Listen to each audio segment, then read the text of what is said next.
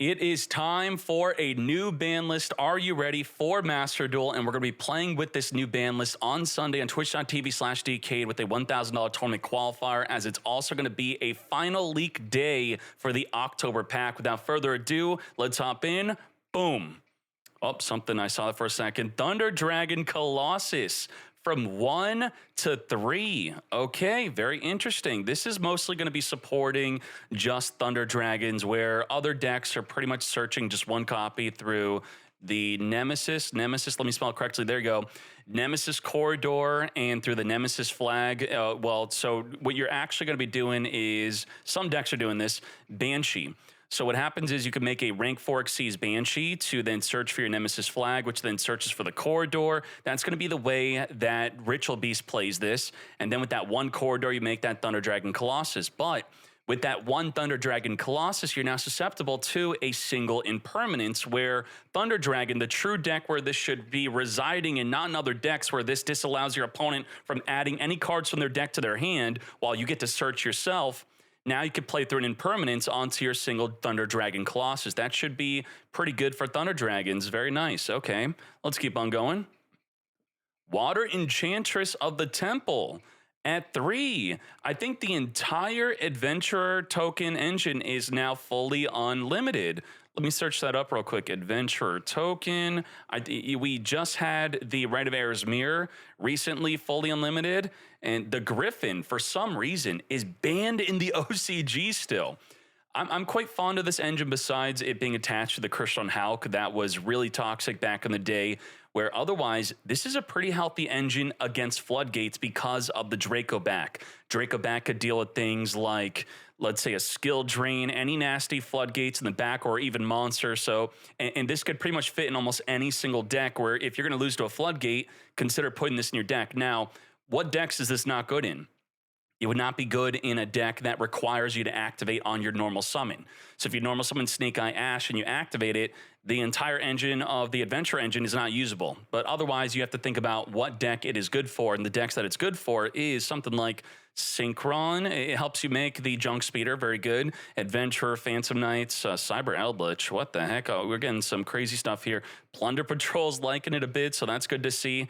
The deck, the engine itself, I should say, not deck, has really fallen off in popularity. And in the TCG, they're the one format where they just didn't touch it at all.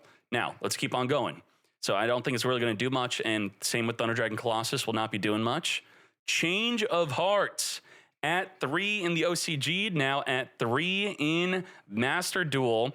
This is going to be good in a go second deck like Tenpai Dragon. I was already talking about this card possibly coming back, and we need to improve the win rate of going second, because I'm not sure if you're familiar with this, and I'll probably be bringing this up a lot. The World Championship Analytics, as you can see here, 37% win rate when going second and not resolving a max C, because it's either negated or you didn't draw it.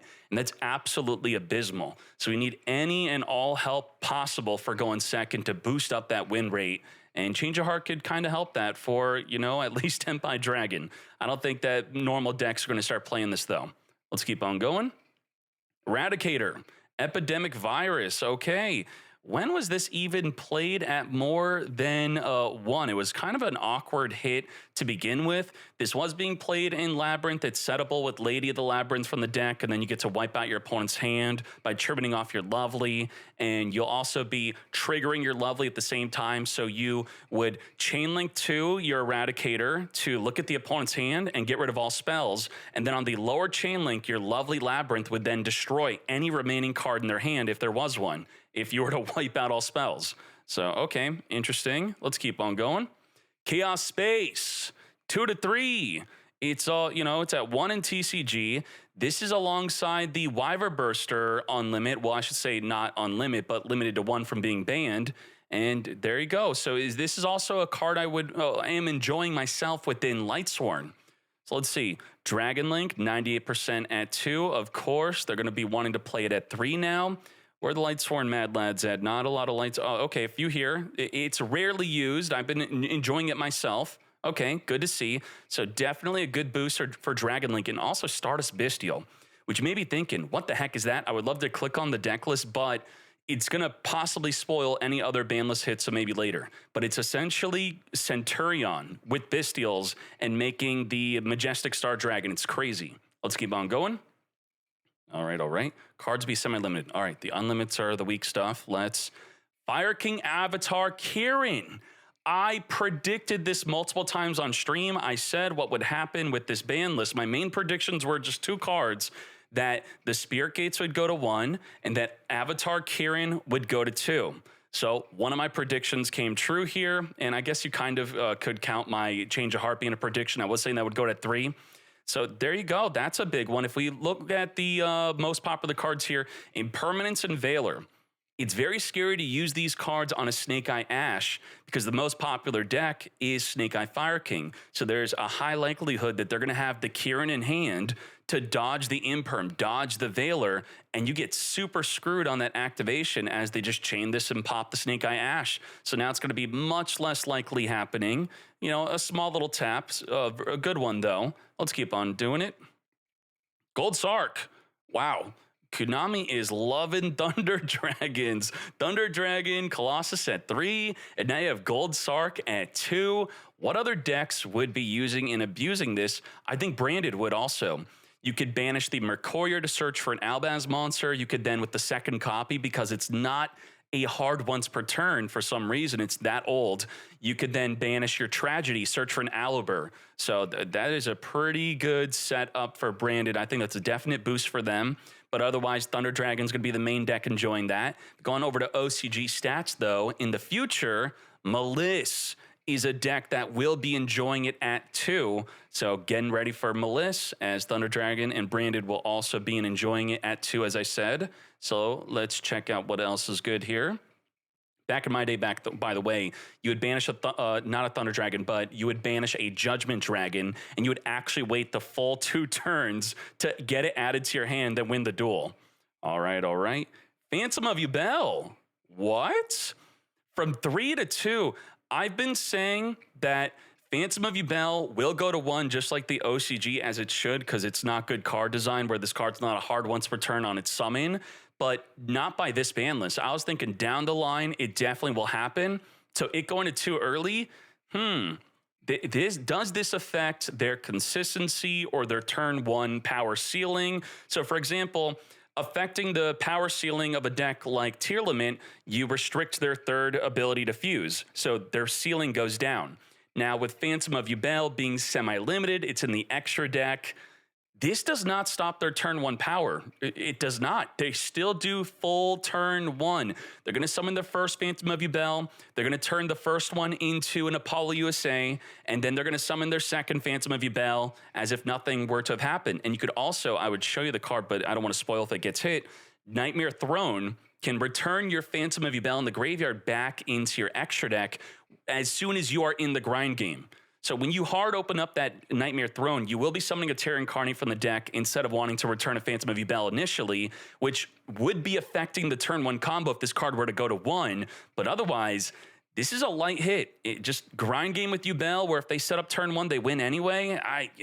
This is a little slap, free 30 URCP for other fans, for Yubel players. Okay, good, great. Dark Beckoning? There's no way they hit this over Spirit Gates. Konami, what are you doing? This is unbelievable. It's already played mostly at 2, as you can see. Yubel plays it at 3 to 2. A lot of them playing it at freaking 2. Now, I don't want to highlight the decks here. Duels Cup, yeah. So, wait. Okay, yeah, that's a Phantom of Yubel. That's why they're banned. Okay, I didn't spoil why they're banned. They're not ban list legal. They got that cross mark because of the Phantom of Yubel. We're good. We're great. So, oh my gosh, Dark Beckoning Beast already played at 2. Half and half. Unbelievable. So instead of Spirit Gates to 1, which is the ability to recycle your Nightmare Pain, it puts a huge emphasis on the Dark Beckoning Beast summon itself, on whether you could use Ash Blossom on it now, because they're definitely most likely searching for their 1 copy of the Spirit Gates. If you Imperm or Veiler this, then they activate another Spirit Gates in the hand. That's always very toxic. So I don't know what the heck Konami's doing. This ain't it. This is pretending to hit Yubel. And I already leaked all of you that Tenpai Dragon's coming out. Well, guess what? One of the best decks against Tenpai Dragon is Yubel. So I don't think that they wanted to kill Yubel for the release of Tenpai, because even if you are not a Yubel player yourself, the other Yubel players are going to help keep Tenpai at bay from being the undisputed #1 best deck. So that is the job that Yubel has right now. And so far, if these are the only hits, then this is pretty much nothing. Damn. Okay. Spirit, what? Wait, this is also at 222. Oh, okay, this card is mostly played at 3. Yes, so let's look at the analytics there. It is definitely, there, 82%, mostly played at 3. It is one of the best cards in the deck. It's nuts. Reborns from the graveyard. The monster can reborn a Spirit of Yubel. Helps you play through so much disruption. And as I said, if they were to negate your Dark Beckoning Beast, you follow up, activate one you already hard opened in your hand. This is crazy, crazy good. And recycling your Nightmare Pains if they were to try to destroy it. Wow. And it is not limited to 1. It got semi-limited instead. I don't know, a 2/2/2 across the board instead of limiting the Spirit Gates to 1. I think that if they were to have just limit Spirit Gates to 1 and not touch Dark Beckoning Beast and not touch Phantom of Yubel, that would have been a bigger hit overall than 2/2/2. Because as I said, the turn 1 power, Phantom of Yubel at 2, not going to be affected. Beckoning Beast, a lot of people are already playing it at 2, and just dropping the gates from 3 to 2. Konami, what the hell? As I said, they want this to be the protector against Tenpai. And you must be thinking, like, well, how is this good against Tenpai where other decks are not? It has to do with the Nightmare Pain. Actually, Tenpai Dragon goes right through the Nightmare Pain. Damage does not get reflected on a Tenpai Dragon because they have the ability to stop all battle damage they take through the Pydra. You take no battle damage from battles involving your fire dragons. You may be thinking, oh, the Nightmare Pain must be an effect damage because it's an effect to reflect battle damage, thus it's effect damage. No, the effect is to reflect battle damage. So if you take no battle damage, you take no damage from Nightmare Pain. But more importantly, the Sanguine Summoning, making you unaffected from your opponent's activated effects. Phantom of Yubel still will change their card effect even if they're unaffected, and so will D-Lotus. I'm afraid D-Lotus may be limited, so I'm not going to bring it up. But D-Lotus and Phantom of Yubel can both help stop this deck. And even this deck sometimes in some circumstances could struggle with just a regular Yubel in the field. They have to go into a Samurai Destroyer, and they do make plays like the Genroku locks you into Dragon monsters only, which you then definitely struggle against a Yubel in the field. So, all right, let's keep on going. Yubel, at the moment, poised to be a great wall against Tenpai if these are the only hits. And, you know, I did predict with the gates going to 1 and Kieran going to 2 that even with gates at 1, the deck would still be incredible as it is now. I think this is even better for Yubel with everything going to 2 across the board. So these are slight hits to the Snake Eye Fire King and Yubel. If we look at the tier list, they're the top 2 decks here with everything else below. All right, let's go, let's go. Let me zoom in more before I go back. All right, to be limited to 1, limited 1. Poplar. Whoa, Poplar to 1. I predicted this would happen later, not this early. I did not think that they would hit Poplar and Kieran at the same time. Maybe another BANLIST or 2 down the line. I was thinking right when Fiendsmith was about to come out. I was afraid that this would actually be the Fiendsmith leak for Fiendsmith coming out possibly, which, oh my, you know, I have a final leak on this Sunday. Poplar to 1 though, that's huge. Snake, this now turns it into a Garnet. A Garnet is something that has to be in the deck because I wasn't available in this meta, but this Gem Knight Garnet has to be in the deck to perform your combos. And if you have the card in your hand and the combo still works, it's not called a Garnet, it's called a Brick. So it's really bad to be a Garnet where you have to be in the deck. And Poplar has to be in the deck. It doesn't work when it's already in the hand. If you have a Bonfire, you now can't search this one Poplar. It's stuck in your hand. Now, if you're playing Bonfire just for the Poplar combo, you're screwed. If you normal summon Snake Eye, if you have Snake Eye Ash and a Poplar in your hand, what the heck do? You normal summon Snake Eye Ash, you don't search a Poplar. So this really is a big deal. Wow. Absolutely nutty that this happened. You see, played at 2 to 3. even a lot of Rescues players playing at 1 where they're just playing with Bonfire and not playing. I'm not going to click on the deck type because it's going to spoil something, I'm sure. But for them, it was okay to play 2 Bonfire, 1 Poplar. And if they opened up Bonfire and Poplar, it's just like, oh, well, it happens. I'll just make some other plays.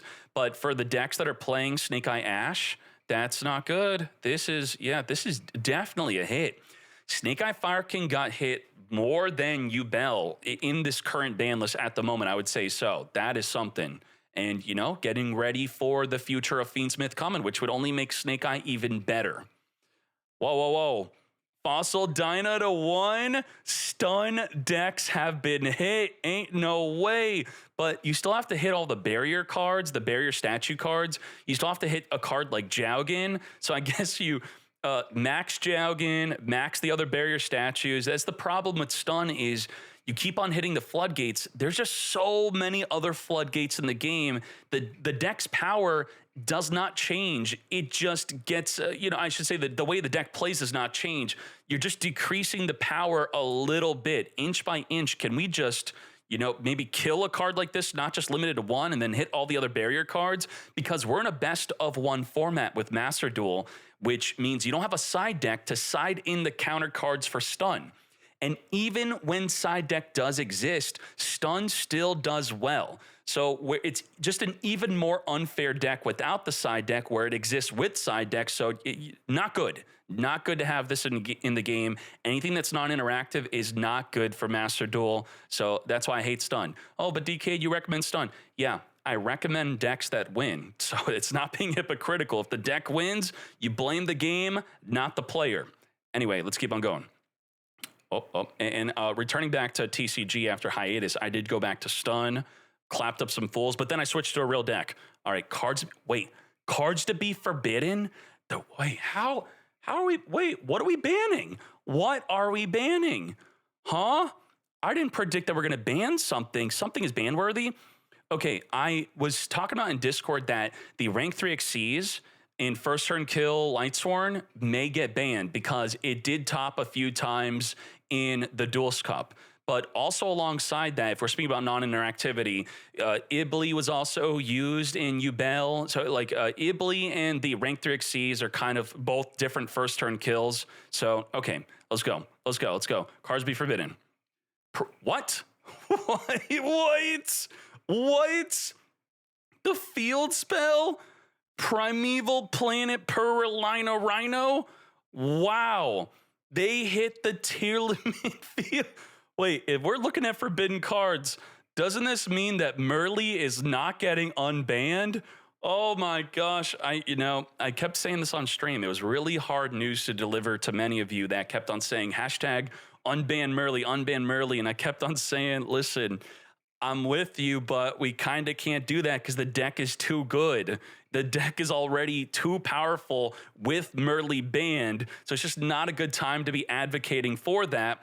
And in fact, not only is Merly not unbanned, but now you have the field spell also banned in addition to Merly. That is absolutely insane. And wow, rip. What am I saying? Rip anyone who crafted 3 Trivakarma to copy Jesse Cotton's Tearlament deck from the World Championship. Triple ultra rare. And Trivakarma, I crafted this before the World Championship, so rip me on that, but I've wasted my money on other stupid cards. But wow, I mean, this is definitely not the standard way to play the deck, playing 3 Trivakarmas, but this is 1 card. And what's the other one? Crystal Beast? The Crystal Beast Field Spell Searcher.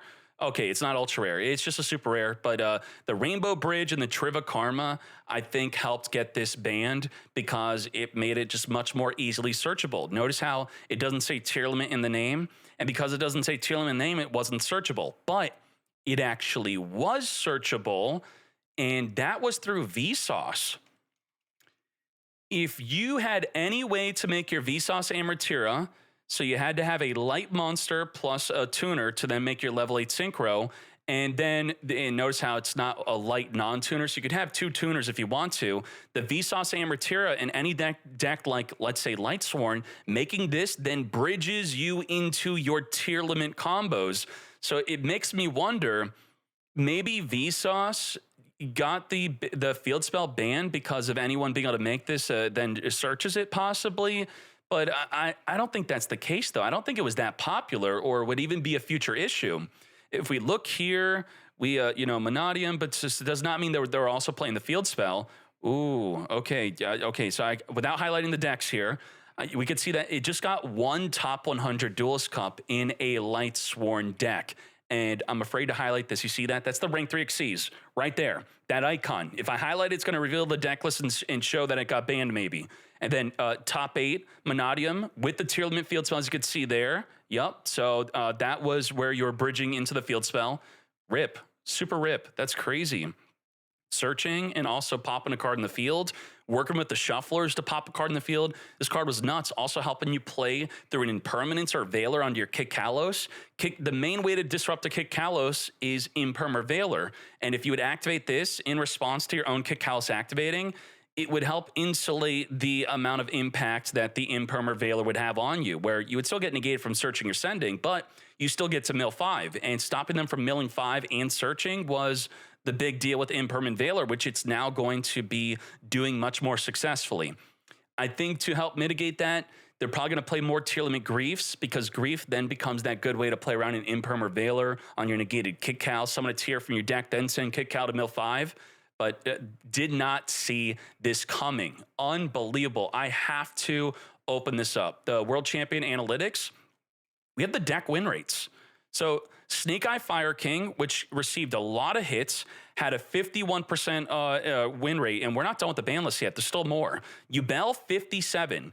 Yubel, it's like, oh, Yubel didn't have the best win rate, but with how many games played in correlation with its win rate, I would say that this is the best win rate. It's better than these having 60% win rates because there's too much variance and randomness with only 14 games played.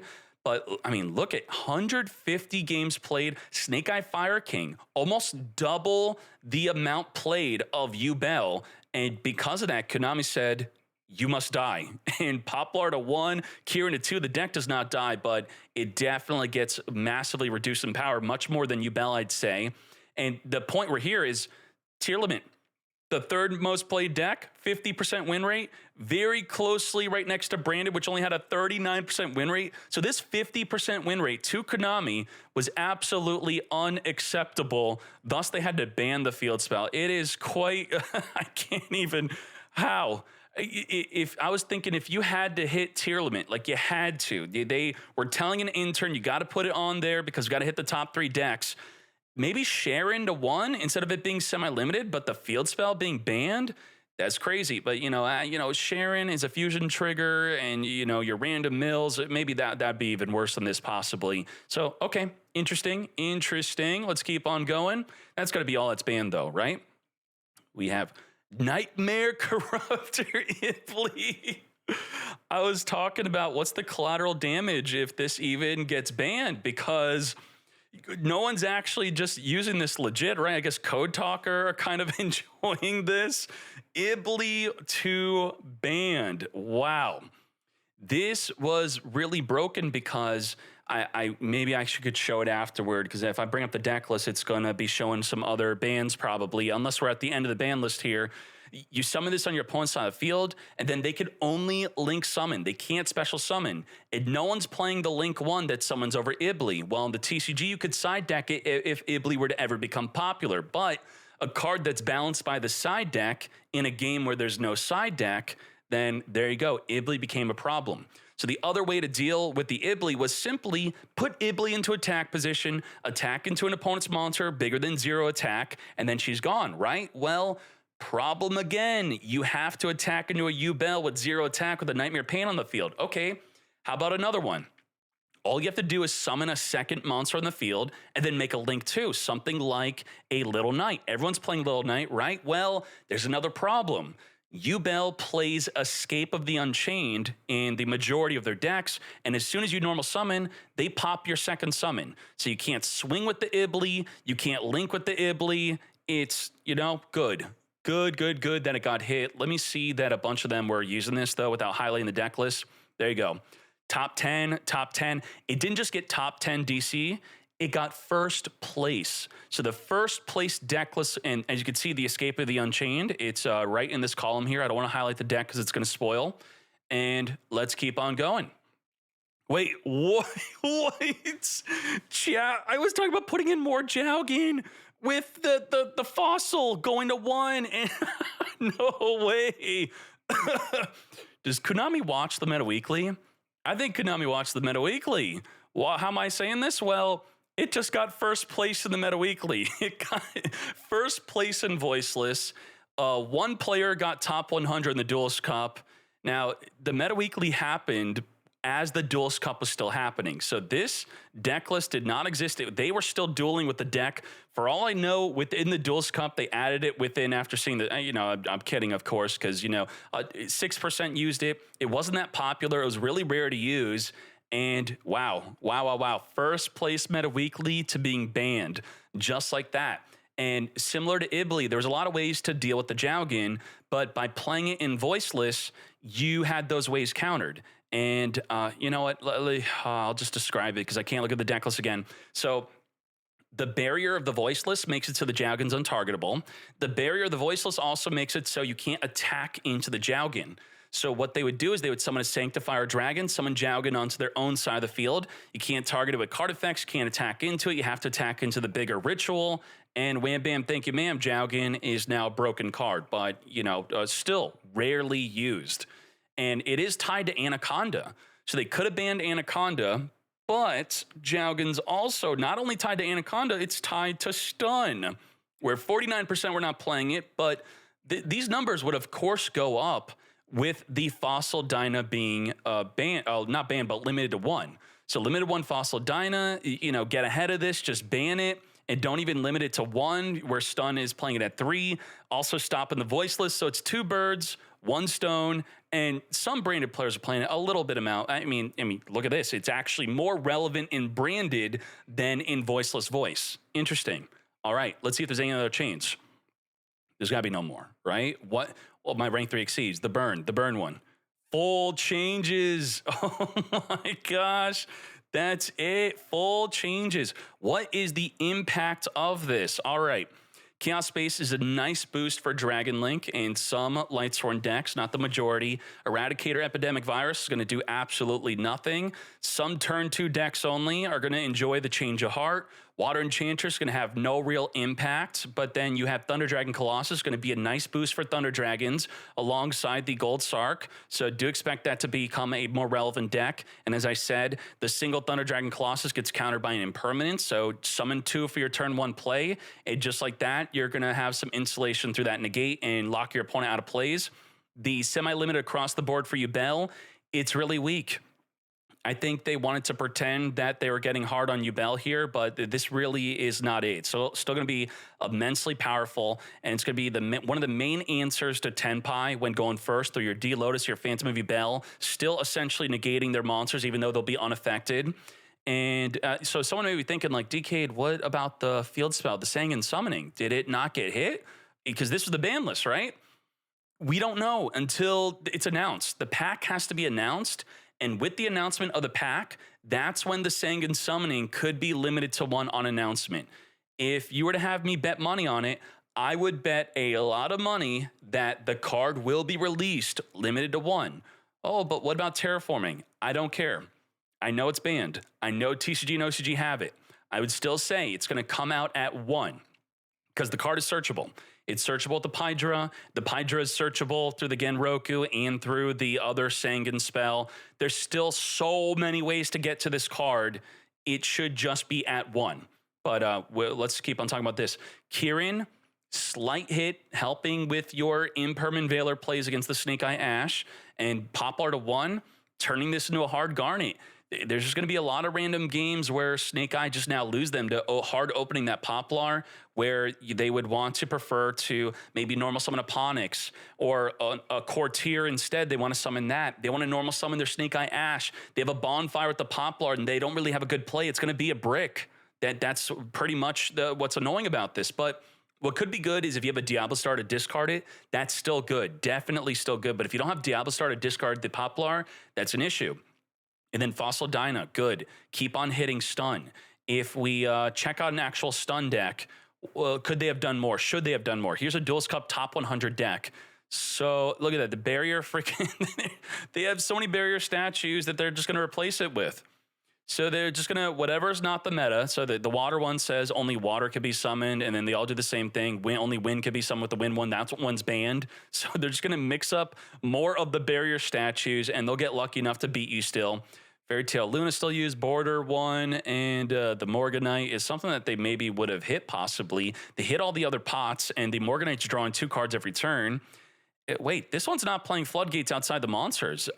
Really impressive. Good on you. But now your Dyna is at 1. Also was not playing Jowgen, but maybe would have, you know, okay, I'm at 1 Fossil Dyna. I'll add in 2 more Jowgens. Konami says, no, you won't. I don't think so. And what else do we have here? And then, yeah, Jowgen for the Sanctifier. Some people are saying that Sanctifier should be the card that gets hit. Sanctifier is the one that's enabling all this toxicity of summoning a Floodgate onto your opponent's side of the field or even on your own and then locking your opponent out of plays.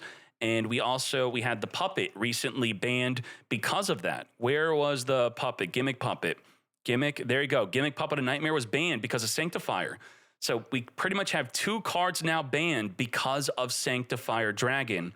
And then the Idol, I forget the card name. Idol, it's Forbidden, I think. Did they hit it? Yeah, also this, Ido. So you have 3 cards banned because of Sanctifier, and then Ibli hit. Let's see what other decks are using Ibli here.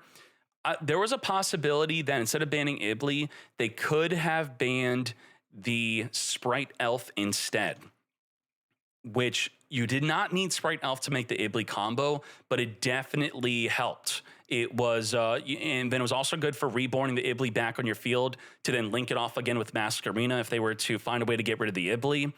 So, you know, rip Code Talker, but some Chads of Code Talker are not playing it at all. 29% of them, a little bit of Sprite. It was mainly Yubel were the abusers. Even though it says 10%, there is a 10% of a lot of Yubel players is a lot of Ibli. And I'm sure most people watching this video have been Ibli locked, and it's really annoying. It's not cool, not fun. And then the field spell. This was really wild to see this. I can't even. Yeah, well, look how well it did in the Duelist Cup. A lot of the TEARLAMENT in the Duelist Cup, where the Trivikarma at 1 here, Trivikarma at 1, Trivikarma at 1, but then you had the World Championship deck list where it was played at 3, which I don't think is the best way to play it. I believe this is the much better way to play TEARLAMENT, a lot more consistent. And then you see TEARLAMENT here with Vsauce Amortira. This is not a Duelist Cup deck list, but bridging the Vsauce Amortira to the field spell is no longer a thing. But then you have this deck list where they're not even playing with Vsauce Amortira. They're just playing because the field spell is good. And if you randomly mill the field spell, you use the Shuffler to return it back in the deck and then banish your Trivikarma to add it back to your hand. That's some big stuff. But then this one, another Duelist Cup deck list, this one is using the Vsauce Amortira with the Lightsworn engine to then get access to your TEARLAMENTs. So definitely very interesting ban list, and we're going to be playing with this ban list live on twitch.tv/dcade with the $1,000 tournament qualifier with the new ban list, plus the final leak of the October pack. And you tell me, what do you think about this ban list? You enjoyed it? Good, bad, 155 comments. Get F stun. it's Paralinover. Stun will replace Dino with statues. I pretty much said that. Sanctifier's the problem. No. Crystron Hulk was not the problem. Every other tuner we had to ban because of Hulk. Same thing with Sanctifier. Sanctifier did nothing wrong. Let's ban everything else. Why my tier? You all want Merly to get unbanned, and they banned even more. They updated the announcement. What? Gold Sark is going to 2 instead of 3. They announced that Gold Sark was going to 3? What? That's really unprofessional, Konami. What the heck? The tier hits big, but doesn't make it unplay. Yeah, tier's still going to be a pretty good deck. Free 9 to CP. Yeah, okay, sure. So there, okay, SR, UR, but then, yeah, Poplar. Yeah, there's a lot of refunds here. Phantom of Yubel, refund. Kieran, refund. Poplar, refund. Field Spell, refund. Get refunding. And that's it for the video. I'll see you in the next one. I'll see you on Sunday with the final leak for the October pack. We out.